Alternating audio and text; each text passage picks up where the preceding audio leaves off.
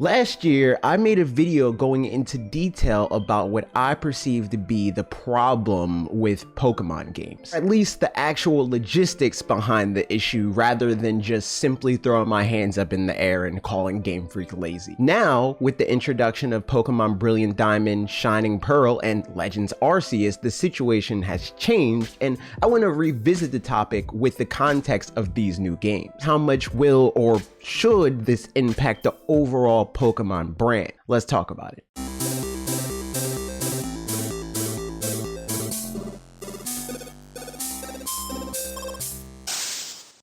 Up until now, the expectation has been for Game Freak to develop a set of new mainline Pokemon games in a new generation, follow up those games with a director's cut equivalent, then somewhere in that mix release a from the ground up remake of an older Pokemon game using the assets and mechanics from the current Pokemon generation. This formula has been upended in multiple ways in the 8th generation of Pokemon specifically. This upheaval of tradition technically started before the 8th generation itself officially did, with an unceremonious set of remakes for the first generation's director's cut game Pokemon Yellow in the form of Pokemon Let's Go Pikachu and Pokemon Let's Go Eevee. These games don't really mean much to the grand scheme of things yet, but I do have thoughts on how games like them in the future should. But first, let's look at the rest of the major changes to the actual 8th generation, beginning with the initial director's cut equivalent for Pokemon Sword and Shield. This time, instead of the traditional Pokemon Crystal, Emerald, or even Black 2 and White 2 equivalent, they cut the fat and just released a similar amount of new content as an expansion pass containing 2 parts of DLC. This change to me was an unmitigated win for Pokemon fans. It's cheaper and it respects our time a lot more than the older way of making us replay old content to get little tiny morsels of new content that amounts to sort of a new game in the 3rd version Pokemon releases. The next change, or duo of changes in this case, it has been revealed that Pokemon Company indeed is returning to Gen 4 to create a remake, but this time it's more akin to a Legend of Zelda Link's Awakening Nintendo Switch style remake that more closely resembles a mix between the original Gen 4 games mixed with the Pokemon Let's Go games, more importantly than the art style or engine or anything like that in regards to the big changes in the Pokemon roadmap.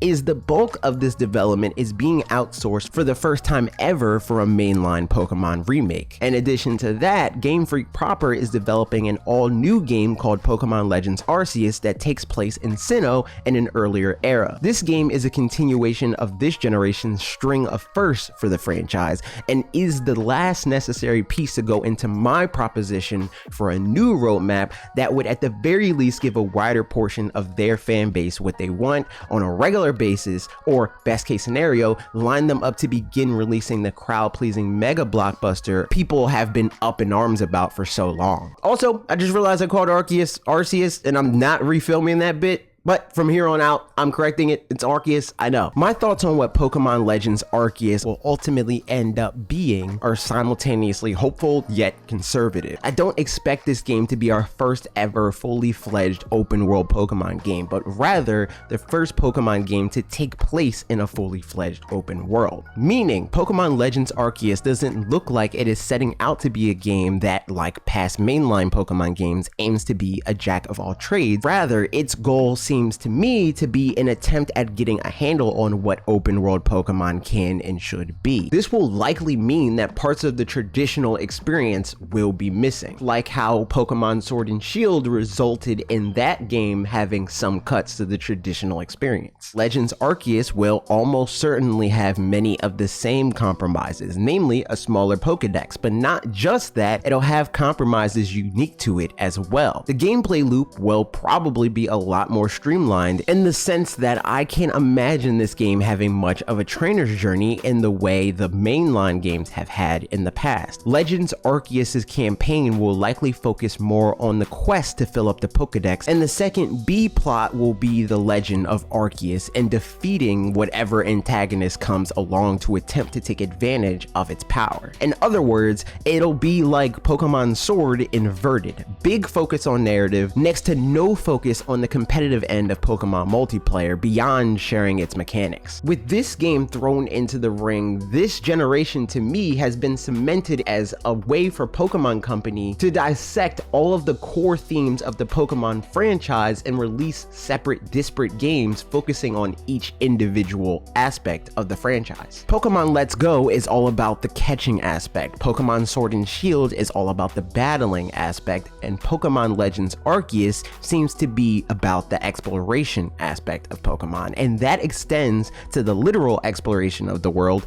and the more literary, narratively driven exploration of the Pokemon world. I think Game Freak doing this could be their way of both continuing to get the hang of HD console development after 2 decades of exclusively developing this franchise on sub 480p handhelds, and them testing the waters for what all of these individual themes mean to them and fans alike. I can see this either bleeding into next-gen Pokemon or preferably evolving into something much bigger using what they learned, having now been afforded the opportunity to stress test all of the components that make up the franchise. The former possibility would mean that the next generation Pokemon roadmap will look a little something like this. Year 1 of Gen 9, let's say November 2023, should begin much in the same way this one did, where they released the traditional set of mainline Pokemon games that try to be as all-encompassing as they possibly can, but rather than having this pseudo-proto generation with Pokemon Let's Go games being stopgaps going into the generation,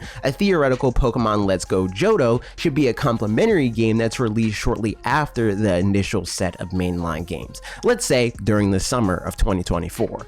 In my opinion, the Pokemon Let's Go brand could be a valuable asset to the Pokemon gaming brand as a whole by serving as an on-ramp for people that are interested in getting into Pokemon but are intimidated by the years of new mechanics that pass them by, either as lapsed fans or people that haven't had the chance to experience them at all for one reason or another. Specifically, Pokemon Let's Go Johto obviously should focus on breeding and baby Pokemon, and yeah, it should obviously be Pokemon Let's Go Pichu and Pokemon Let's Go Togepi to illustrate that theme. That said, while I do think Let's Go could serve an important role in the overall Pokemon roadmap, I also think its development should be offloaded to a third-party developer in the same way the Gen 4 remakes are being handled by ILCA this gen. This because there aren't very many major creative decisions necessary with remakes that need to reverberate elsewhere, so I'd imagine Game Freak taking a more hands-off consulting role here too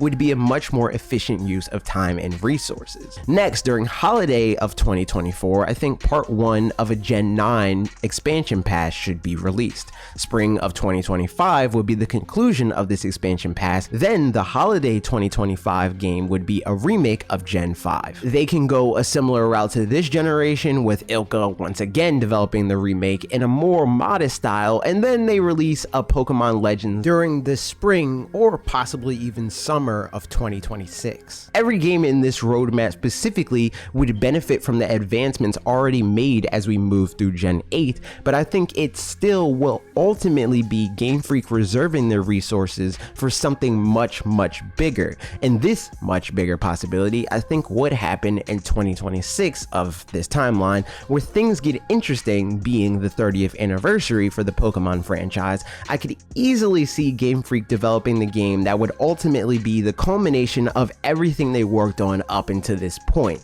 It will be a much grander, full-on Gen 10 game that would actually feel like the Breath of the Wild of Pokemon. And honestly, them taking this amount of time to really make that happen would make a lot more sense to me. After all, Zelda didn't become Breath of the Wild overnight. It also took it over 30 years to accomplish becoming the game that we got then. And if Zelda, a franchise that benefits its developer a lot more by being a prestige piece, took this long to get here, Pokemon taking this long, if not longer, just makes sense.